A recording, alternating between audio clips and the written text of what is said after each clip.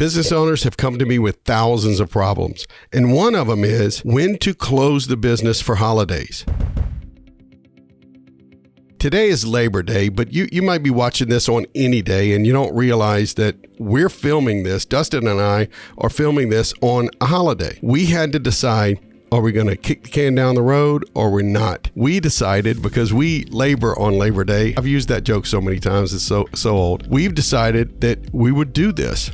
But when I had a company with hundreds of people, employees, and franchises, I had to determine the schedule for the holiday season. And it's really hard because, trust me, nobody really wants to work on a holiday. The hard part is these days sometimes fall on odd days of the week, and you have to make the decision. Here's an example. Christmas may fall on a Wednesday one year, and that's kind of the worst because Christmas Eve is on a Tuesday. Generally, you'll let your people off half a day. Then they're off on Christmas Day, the Wednesday, and then they have to come back to work Thursday and Friday. They're never productive on Monday or Tuesday, and they're really not productive on Thursday and Friday.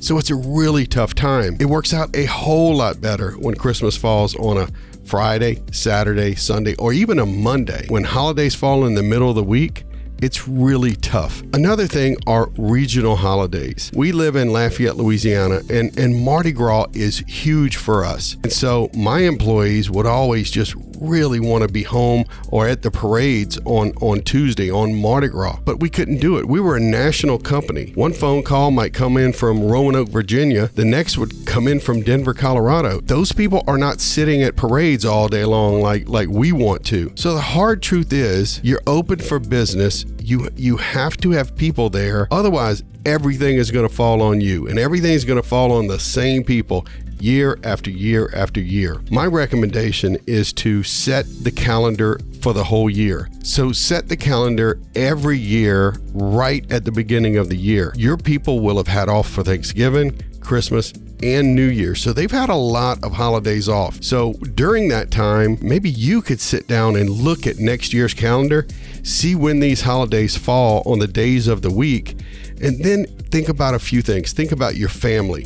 What is your wife or your husband going to say when you say, hey, baby, I have to go to work? And they're going to be thinking, wait, we had plans. If you set the calendar for the whole year, you can communicate that with your family. You can communicate that with all of your team members, and they know going into the year when our holidays are going to be. I recommend you have them sign it. So if you start at the very beginning of the year and everybody knows when the holidays are, the days of the week, and when they're going to have off, and they sign and acknowledge that they agree with that, then they should have less of a problem when it comes to the time. You're still going to have problems, but they signed it. So what if you hire somebody on March 20th?